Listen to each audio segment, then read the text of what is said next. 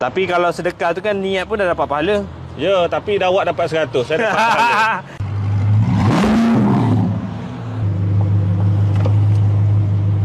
Bang, Ya bang. saya minat kereta bang. Ah, Kuat bunyi dia bang. biasa kereta sport macam ni memang bunyi dia kuat sikit. Ni model apa bang Ini Arik. Ui, mesti mahal. Audi. Mesti mahal bang Boleh lah. Okay, lepas tu kamu nak apa? Tak ada bang. Saya kerja bang. So saya ada macam satu kempen lah. Macam orang yang berjaya macam abang ni sangat sesuai bang join kempen ni. Kita ada nak bagi bantuan sikit lah dekat apa ni negara lain lah. Derma. Dia macam kempen bantu orang ni bang. Kamu kaya lah kamu. Makan 20%, 30%. Astaghfirullahaladzim bang. Saya pun jalan kaki ya bang. Abang yang kaya. Awak nak suruh saya derma tadi kan? Saya tak tahu awak ni legit tak legit.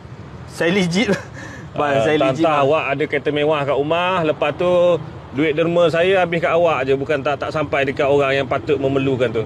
Bang, saya minta pun tak banyak bang. Abang dengan kaya macam ni Dia bukan pasal kaya. Dia pasal kalau saya bagi awak 100, RM20 awak makan, 80 je bagi orang ke apa? Tapi kalau sedekah tu kan niat pun dah dapat pahala.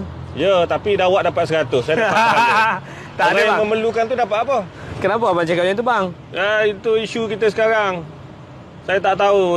Saya jadi macam skeptikal kan. Bang, jangan disebabkan seorang buat salah macam tu bang. Abang nak hukum kami semua. Kami ni ada yang ikhlas bang. Memang betul-betul kita buat kerja bang. Memang kita sampaikan dana tu semua bang. Sorry lah. Saya cuma nak pastikan je. Kalau awak marah-marah macam tu, saya tak tahulah kenapa. Yelah saya marah lah sebab abang tengok saya macam influencer ke? Awak nampak macam penulis ke apa ni, saya tak sure. Bukan bang. Saya orang biasa je bang. Awak ni meniaga. Daripada minta sumbangan, cari duit meniaga. Niaga tak senang bang. Ni. Rendang Tok Hang. Rendang Tok Hang. Mana atuk abang punya ke? Bukan, dia brand. Dia bukan atuk siapa-siapa punya. Brand. Ini bulan lepas saja keluar lebih pada 10,000 pack ni.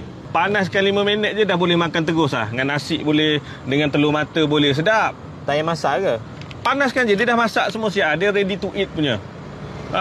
Ni laku, senang niaga sikit. Susah bang, barang makan cepat basi bang. Tak, ni 2 tahun tahan. Lamanya.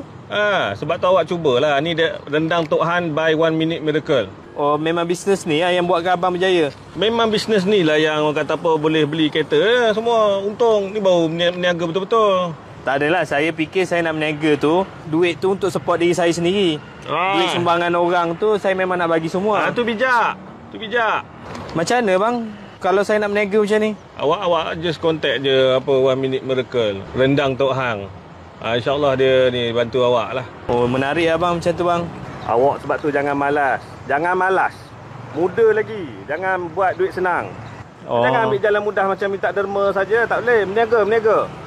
Faham. Tapi kalau awak ni memang sah dan memang ikhlas, memang tak makan duit, tak apa, awak teruskan. Memang tak.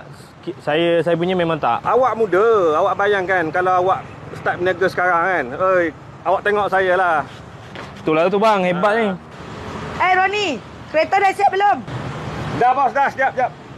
Ni kunci kereta bos. Dah cuci bersih. Saya dah suruh dia vacuum dalam semua. Okey, confirm bersih ya? Bersih, mesti bersih punya. Bos, produk siapa ni? Produk dia. Abang kata tadi suruh saya berniaga macam abang. Macam saya kerja. Macam bos saya, dia jual ni boleh beli kereta.